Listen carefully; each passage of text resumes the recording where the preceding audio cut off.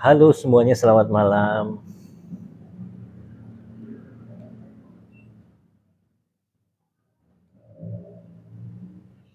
Saya beres-beres dulu ya di klinik. Ini shutting down laptopnya dulu.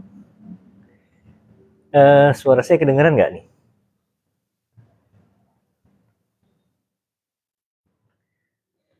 Halo Ria, terima kasih ada Tika Dewi yang sudah bergabung. Teman-teman sekalian yang masih ngintip di timeline, silahkan klik untuk bergabung di room saya ya. Room Get Beauty. Ini kali ini akun Get Beauty saya pakai. Jadi kalau di akun Dr. Gregory Budiman, itu setiap hari Minggu, Selasa, dan Kamis. Setiap jam 10 malam. Ini kalau akun Get Beauty masih belum punya jadwal yang tetap. Gitu ya. Nah, ini sekarang saya lagi masih di klinik. Moga-moga suaranya kedengeran. Eh, saya pakai clip on mic yang baru nih. Eh, TNW 30. Tuh, kelihatan nggak di sini? Keren. Moga-moga suaranya jelas ya. Karena di klinik ini di pinggir jalan, jadi suara mobil, suara truk, kontainer, segala itu kedengeran juga. Gitu ya. Kebetulan saya live-nya di ruang yang agak di depan. Nanti kita pindah ke belakang deh. Ya, selamat malam ya semuanya ya. Selamat bergabung. Ada Yaya, ada Marisa, Igun Sinaga, Cahyani Saragi. Selamat malam ya ibu-ibu sekalian. Jadi ini akun Get Beauties. Kita live tidak jualan ya karena saya sebagai dokter katanya nggak boleh jualan begitu ya. Sebetulnya boleh ya. Yang tidak boleh itu adalah jualan produk-produk yang bisa dipersepsikan sebagai obat-obatan yang memiliki khasiat medis. Ya termasuk kosmetik tuh sebetulnya tidak boleh juga. Antara boleh dan boleh ya. Boleh bila itu kita murni eh, mempromosikan atau menjual produk kosmetik sebagai produk kosmetik ya. Tapi kalau kita sudah menggunakan atribut dokter, itu seringkali dimispersepsikan sebagai obat yang berkhasiat. Misalnya untuk menghilangkan flek, memutihkan, mengganti tone warna kulit, menyembuhkan jerawat. Nah itu nggak boleh. Begitu ya. Jadi eh, sisi etiknya yang tidak boleh itu karena produk kategori kosmetik kita persepsikan sebagai produk yang memiliki khasiat medis, itu yang tidak boleh gitu ya. Sedangkan promosi obat itu juga nggak boleh ya, apalagi di publik umum.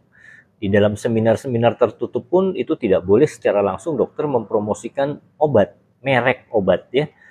Tapi di dalam presentasi ilmiah boleh mempresentasikan bahan aktif ya, misalkan bahan aktif diosmin begitu ya. Diosmin untuk obat untuk wasir itu boleh dipresentasikan hasil penelitiannya begitu. Tapi eh, mempromosikan secara langsung hard selling merek obatnya itu tidak boleh ya. Jadi misalnya eh, merek Ardium begitu ya atau Feridin itu di dalamnya kan terdapat diosmin dipromosikan. Jadi misalnya untuk wasir derajat sekian, derajat 1 sampai 2 itu bisa menggunakan obat ini gitu. Dia sebut merek itu nggak boleh ya. Tapi kalau misalnya dia dokter itu mempresentasikan hasil penelitian dan hasil penelitian itu eh, yang diungkapkan adalah bahan aktifnya itu boleh-boleh saja dan disponsori boleh-boleh ya. Jadi misalkan setelah seminar itu ada stand-stand obat-obat yang eh, dengan merek tertentu yang sesuai dengan presentasinya itu boleh. Oke, terima kasih, selamat malam sekali lagi. Teman-teman yang belum follow akun Get Beauty tolong follow ya. Tolong follow, kemudian bisa klik di profile, nanti lihat etalase saya. Lihat etalase saya itu bisa ada produk-produk kategori kosmetik itu bisnis sampingan ya. Jadi teman-teman sekalian, saya mau sharing nih, saya mau cerita. Ayo kumpul semuanya ya. Ada Kak Gere, Kak Gare ya, ada Sirgap, kumpul dulu semuanya ya. Yang masih ngintip di timeline, klik layarnya, kemudian masuk ke room live TikTok Shop Get Beauty ya. Jangan lupa tap-tap layar juga ya. Tap-tap layar itu memberikan like. Dengan memberikan tap-tap layar itu Anda membantu saya. Sampai di mana ya tadi ya? Jadi saya praktek dokter umum gitu ya. Saya tahun 2000 sampai 2012 selain dokter umum juga saya staf pengajar FKUI. Jadi saya PNS Dikti.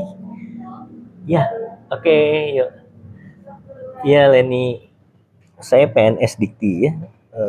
Itu saya mengajar di Departemen Anatomi FKUI. Ya, mengajar anatomi itu ilmu yang mempelajari organ-organ tubuh manusia. Gitu ya. Gelar akademik saya tuh sampai S2 Magister Biomedik ya.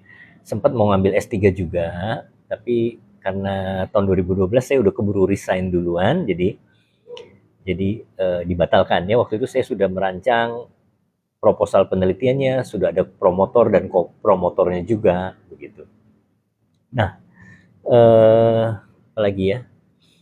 Nah, itu tadi ya. Jadi dokter itu dan profesi dosen itu sebetulnya profesi yang terus terang minim sekali penghasilannya. Jadi kalau misalnya dokter BPJS, itu kita per pasien dapat jasa mediknya paling hanya Rp5.000. Padahal kita harus meriksa pasien, anamnesis, melakukan pencatatan di medical record ya, electronic medical record. Belum kalau ada tindakan segala, tanggung jawabnya besar. Itu hanya 5.000. Sama tukang parkir Malioboro, tukang parkir apa tuh yang mahal? Misalnya di Bandung, di Bogor aja deh. Di mana? Kok saya lupa. Yang tempat jualannya soto kuning itu. Di situ parkir aja udah 5.000, 10.000 gitu ya. Nah, ini dokter masa meriksa pasien jasa medisnya cuma 5.000. Begitu ya. Jadi memang jadi dokter umum dominan itu pengabdian. Kecuali mereka yang beralih profesi jadi dokter kecantikan. Sebenarnya dokter kecantikan itu tidak ada loh. Tidak ada ya. Dokter kecantikan tidak ada. Yang ada dokter spesialis dermatovenerologi dan estetika dan dokter spesialis bedah plastik begitu. Ada tamu. Iya. Iya, ditunggu dulu ya sebentar ya. Kenapa? Oh iya, Agnes ya. Iya. Udah jadi ya? Iya. Oke deh. Terima kasih banyak ya. Iya. Ini spanduknya ya. Iya, makasih. Mari. Ya, sorry nih. Ada yang ngantar. Iya. Udah tutup. Saya lagi sibuk. Iya, ini mau itu ya. Kunjungan besok ya. Oke, ya. Ya.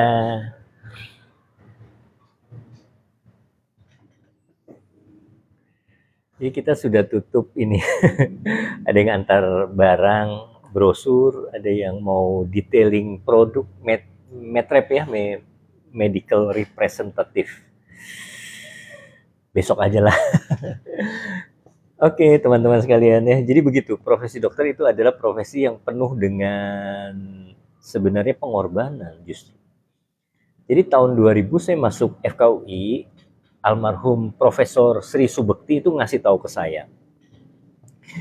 Greg, gitu ya, kamu ini laki-laki, ngapain kamu jadi dosen? Gaji kamu berapa? Waktu itu tahun 2000, saya 400.000 sebulan. Itu masih mending. Departemen lain tuh ada yang hanya 250.000 sebulan. Begitu. Ya. Sedangkan istri saya waktu itu gajinya sudah 2 juta. Tahun 2000. Istri saya itu udah 2 juta gajinya. begitu ya. Nah, saya bilang sama almarhum Prof. Sri Subekti, nggak apa-apa Prof, saya habis ini eh, urus surat izin praktek. Nanti saya moga-moga saya dari praktek pribadi sore itu saya bisa dapat tambahan gitu. Ya udah. Akhirnya saya praktek di daerah Galur, cari kontrakan di daerah Kumuh waktu itu ya. Di daerah Kumuh saya cari kontrakan murah waktu itu masih 1 juta setahun kontrakannya. Daerah Kumuh kecil banget, tempatnya di gang kecil. Dari situ saya mulai praktek ya lumayan. Jadi eh, saya bisa menghidupi keluarga juga sampai akhirnya kan istri saya waktu hamil sakit, dia berhenti kerja. Jadi saya dari gaji dosen sama gaji praktek pribadi itu sudah cukup begitu ya. Tapi ya itu semakin ke sini memang profesi dokter ibaratnya semakin tidak dihargai apalagi dengan adanya layanan BPJS ini kan. Memang kalau kita bekerja pada klinik BPJS itu yang memang jasa mediknya untuk dokter kecil begitu. Ya, oleh sebab itu sejak tahun 2002 sebetulnya saya sudah mulai main di kecantikan karena tahun 1990-an itu booming klinik kecantikan ya sejak ditemukannya Clickman's Formula. Jadi bermunculan klinik kecantikan. Nah, di situ saya mulai merintis layanan kecantikan juga. Jadi lumayan. Nah, begitu pula juga dengan produk Get Beauty ini. Get Beauty itu nama Get Beauty lahir tahun 2011. Jadi sebelumnya saya pakai nama GB Skincare. Dari nama saya Gregory Budiman. Kemudian tahun 2011 saya ubah namanya menjadi Get Beauty dan dipatenkan. Begitu. Sampai sekarang tetap berjalan ya. Jadi kita maklon ke beberapa pabrik. Get Beauty sendiri belum punya pabrik. Kita cita-cita punya pabrik. Ya karena kalau nggak punya pabrik itu harga betul-betul mahal sekali ya. Jadi kalau maklon itu profit marginnya kecil banget ya. Kita mau saingan udah banyak banget. Jadi kalau mau jual harga mahal udah susah gitu. Kalau sebetulnya kalau kita punya pabrik, misalnya satu produk itu biaya produksinya, HPP-nya itu cuma Rp5.000. Rp5.000 tapi bisa kita jual 100.000, 200.000 gitu ya. Oke, ini ada yang komennya, ada Dilawati, maaf mau tanya, muka banyak jerawat ya. Kalau banyak jerawat dicari penyebabnya, bisa karena hormon, bisa karena mungkin faktor debu atau kotoran ya. Jadi kita harus rawat muka kita ya. Apakah ya ini siapa ya namanya ya? Dila umurnya berapa. Jadi kalau pada masa puber itu biasanya karena faktor hormon ya. Penggunaan KB itu juga bisa. Nah, tipe wanita yang progestronik. Progestronik itu progesteronnya dominan, estrogennya sedikit. Itu sering jerawatan juga ya. Biasanya tipenya wanitanya agak kurus gitu, agak kurus, sering jerawatan. Nah, itu kita mesti cari penyebabnya ya. Kalau misalnya sudah pakai KB hormonal bisa diganti yang KB yang tidak menimbulkan jerawat. Ini saya sebut merek ya, soalnya nama zat aktifnya susah banget gitu. Diane 35 itu bisa kita gunakan ya. Jadi kalau pakai KB hormonal diganti pilnya ya atau suntiknya diganti pakai Diane 35 ya. Itu bisa menghaluskan kulit dan mencegah timbulnya jerawat. Gitu ya. Jadi mesti dilihat dulu, diperiksa dulu. Jerawatnya jenisnya apa. Kalau jerawatnya kistik, noduler ya. Jadi jerawatnya mendem besar sekali ya, dipegang keras ya, dipegang sakit, ditekan sakit.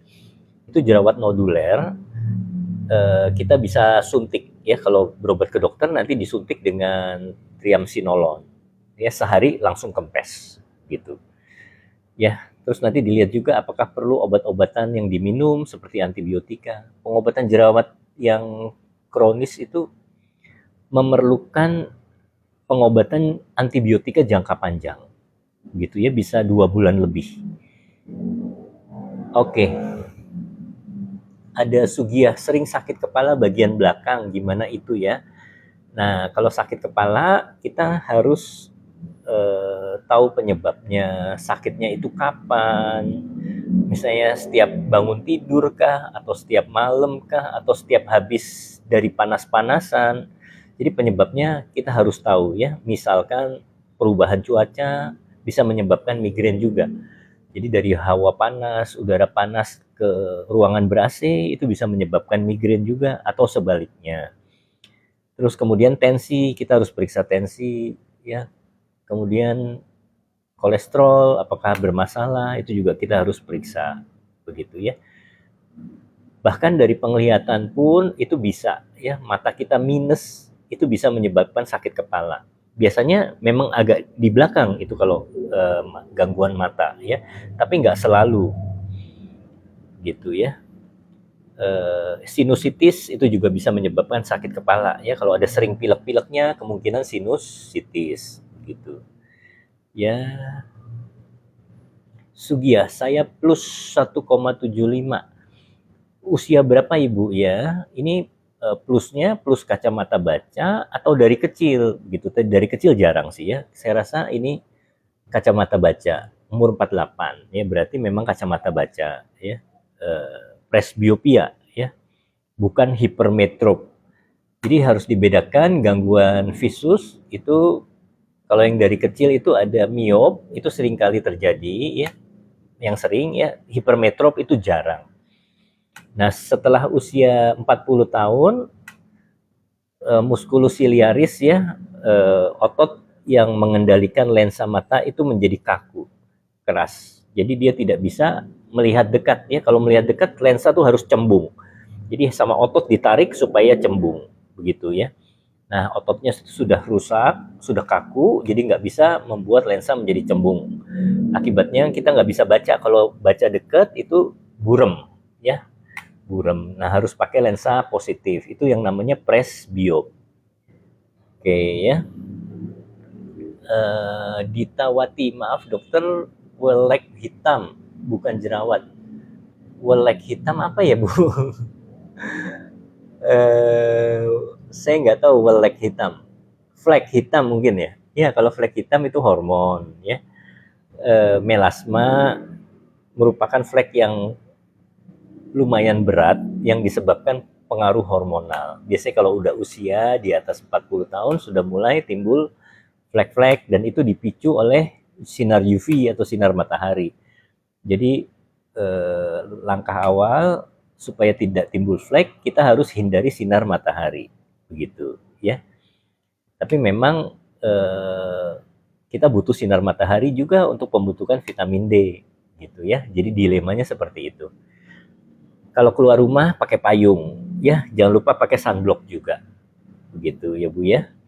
Terus apalagi ya, ya vitamin antioksidan seperti glutathione itu bisa membantu juga, vitamin C bisa membantu juga ya, supaya fleknya tidak semakin parah. Nanti produknya pakai ada kategori kosmetik bisa menggunakan yang produk-produk mengandung niacinamide, vitamin C. Kemudian untuk peremajaannya retinol atau retinal itu boleh ya. Tapi kalau belum fleknya parah banget, Anda tidak percaya diri, bisa ke dokter, nanti diberikan Clickman's formula. Clickman's formula itu adalah formula yang mengandung hidroquinon, tapi dosisnya aman ya. Jadi bisa ke klinik kecantikan ya Bu. Sahrima, sakit lutut, paha, lutut ya, lutut bukan paha ya. Jadi antara paha sama tungkai itu lutut, dia ada sendi lutut. Kalau sering sakit lutut, berarti lututnya sudah mengalami aus ya. Jadi lutut itu kalau kita sering, kalau kita berat badannya berlebih ya, kemudian sering ngangkat-ngangkat berat, olahraga lari, itu sendi lututnya mengalami kerusakan. Nah, itu hati-hati ya. Jadi kalau yang sudah mengalami osteoartritis pada lutut ya, gonartrosis, nah itu harus menghindari olahraga yang lari-lari, ya angkat-angkat berat, naik tangga itu pelan-pelan, begitu ya Bu ya. Harus gunakan sepatu yang empuk ya, jalan juga pelan-pelan, nggak boleh jalan cepat juga. Sepatu yang empuk. Dan olahraga yang sangat dianjurkan untuk penderita penyakit lutut adalah berenang.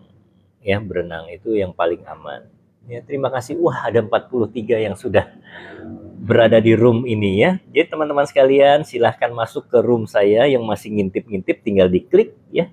Kemudian jangan lupa follow akun ini ya, akun Get Beauty ya. Seperti saya katakan lagi tadi saya memiliki bisnis sampingan. Jadi yang utama saya adalah melayani sebagai dokter umum GP ya, sebuah layanan primer ya, bukan premium. Layanan primer itu adalah layanan yang sangat dibutuhkan oleh masyarakat. Ya, dokter umum adalah garda terdepan. Begitu ya. Nah, kalau layanan skincare itu layanan premium, layanan buat cari duit. Ya, jadi tambahan. Ya, jadi teman-teman yang mau lihat-lihat produk kategori kosmetik saya bisa nanti klik profile, kemudian lihat di etalase ya, keranjang kuning saya. Di situ bisa order produk-produk ya. Kalau mau konsultasi ke saya bisa japri juga. Saya ada link tree-nya, di situ ada nomor WA, nomor wawa saya ya. Silahkan bisa dilihat ya. Begitu ya ceritanya. Jadi ngobrol-ngobrol sambil ngobrol-ngobrol. Sugiah, makasih dok. Dokter Arya Mahesa, SPPD KG. Wah, ini kayaknya saya kenal ini dokter Arya Mahesa. Wah, dokter subspesialis gastroenterohepatik hepatologi ya. Halo juga, selamat malam dokter Arya. Terima kasih nih sudah masuk room saya ya. Kemudian Sugia, saya juga ada flek dok di pipi. Ya, ada flek. Nah, itu tadi ya. Jadi kalau flek, melasma itu harus itu tadi ya, hindari sinar matahari ya, kemudian makan makanan juga yang jangan banyak mengandung stres oksidatif seperti bakar-bakaran ya, lemak dibakar. Begitu ya, goreng-gorengan juga dikurangi. Nah, ya selanjutnya bisa pakai produk-produk kategori kosmetik tadi yang saya sudah sebutkan. Kalau masih belum puas, bisa ke klinik kecantikan ya. Nanti diberikan Clickmans formula. Nah, tapi Clickmans formula nggak boleh sembarangan. Jadi itu banyak krim abal-abal yang isinya hidroquinon, tretinoin, kortikosteroid, itu berbahaya ya, karena tretinoin itu teratogenik, bisa diserap dalam darah, kemudian bisa menyebabkan cacat janin, begitu ya. Kortikosteroid juga bisa menipiskan kulit, jadi harus dimonitor oleh dokter yang memang betul-betul ahli. Nurdiati, maaf dok, kalau jerawat itu pemicunya apa sih dok? Anak saya udah berbagai macam obat masih belum sembuh. Nah, memang jerawat kadang susah disembuhkan. Karena apa? Karena kelenjar sebaceous ya, kelenjar minyak itu sensitif. Ya, bisa dipengaruhi oleh hormon tadi saya katakan. Bisa juga karena kulitnya sudah mengalami peradangan kronis. Ya. Jadi underlyingnya itu ada dermatitis begitu ya. Kulitnya mudah meradang, sensitif, itu sehingga mudah timbul jerawat. Salah pakai sabun sedikit ya, salah pakai kosmetik, salah pakai bedak, timbul jerawat gitu ya. Nah, nanti silahkan konsultasi ke dokternya nih, bagaimana cara menanganinya. Nah, kalau yang sering timbul jerawat nggak sembuh-sembuh, coba hindari makan makanan manis, karena makanan manis yang kadar gulanya tinggi, indeks glikemiknya tinggi, itu memudahkan terjadinya peradangan, begitu ya, termasuk timbulnya jerawat, begitu ya Bu ya. Kemudian ada Sarimah lagi. Ini sudah ya, obatnya itu tadi untuk sakit, kalau misalnya sakit banget bisa minum obat-obat yang mengandung paracetamol dan ibuprofen, ya saya sebut merek aja, mohon maaf ya, seperti Neoremasil itu ada kandungan paracetamol dan ibuprofen, itu kalau sakit banget boleh minum itu. Tapi selanjutnya harus ke dokter ya, harus ke dokter berobat. HM Rizal, telapak tangan kalau kena dingin baal, ya kalau kena dingin itu terjadi vasokonstriksi, jadi pembuluh darahnya menyempit sehingga aliran darah ke tangannya itu kurang lancar ya. Selain jadi dingin, dia baal, mati rasa, bisa kesemutan juga gitu ya. Jadi kalau dingin ya harus dihangatkan pakai sarung tangan begitu ya. Kemudian Dilawati, oke dokter, terima kasih sarannya. Sama-sama Ibu Dila, sudah follow saya belum? Sudah ya. Oke. Jangan lupa teman-teman bagikan akun ini kepada teman-teman Anda yang lain ya, teman-teman yang Anda cintai supaya bisa dengar live saya, dengar VT-VT saya begitu ya. Dan saya punya akun satu lagi juga di Dr. Gregory Budiman, tolong di-follow juga ya. Jadi Ibu search itu di Dr.Gregory Budiman.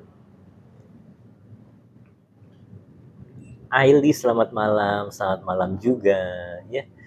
Teman-teman ya, terima kasih yang sudah follow, yang belum follow tolong di-follow.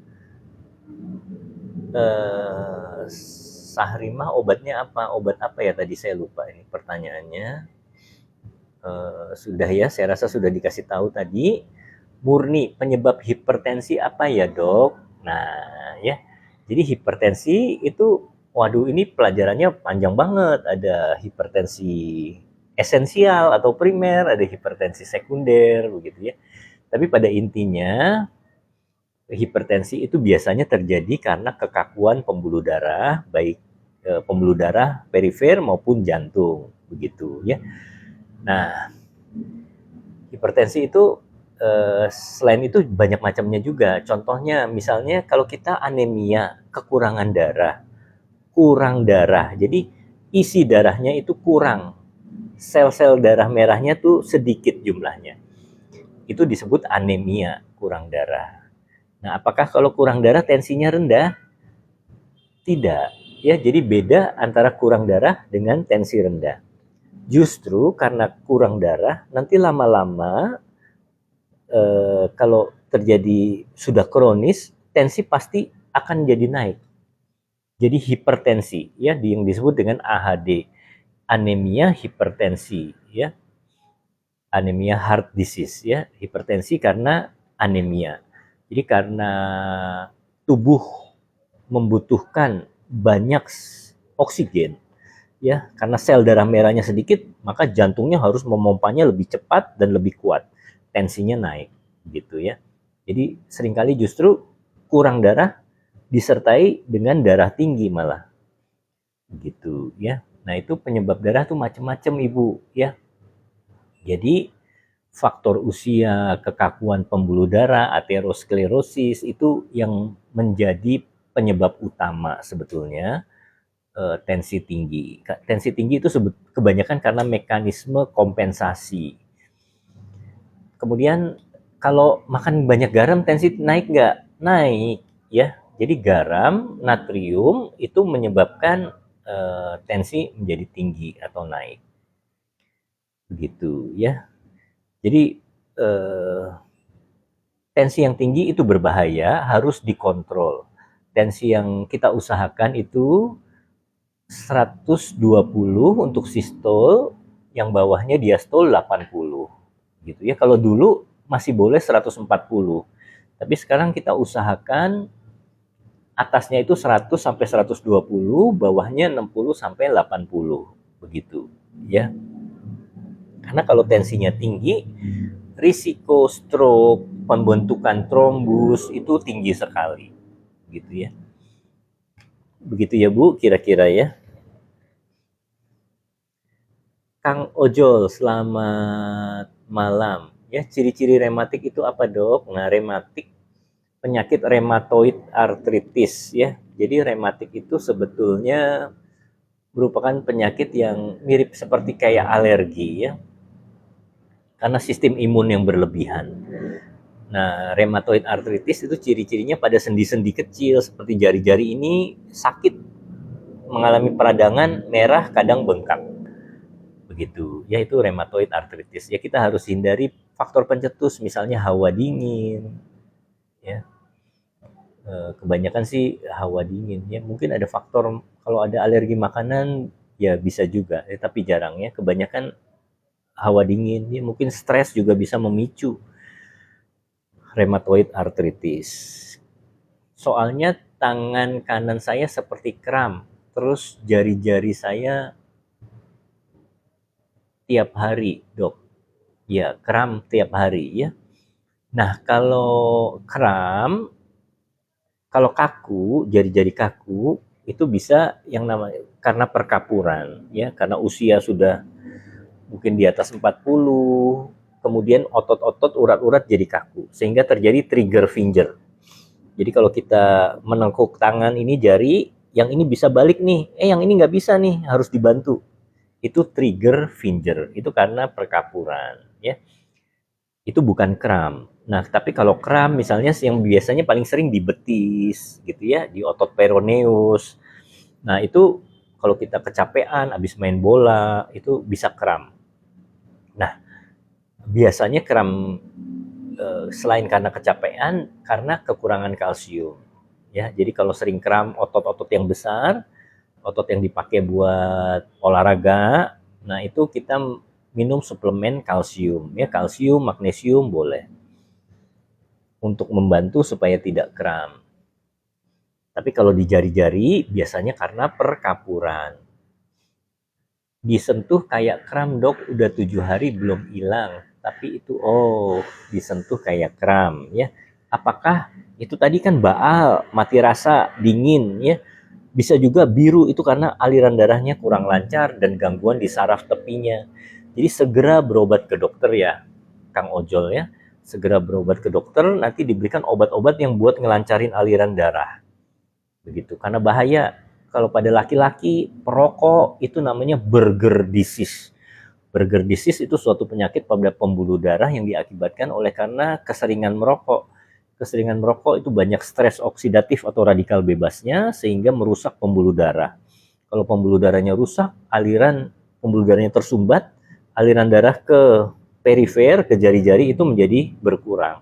Jari-jarinya bisa mati, bisa biru, bisa hitam, nekrosis, harus amputasi.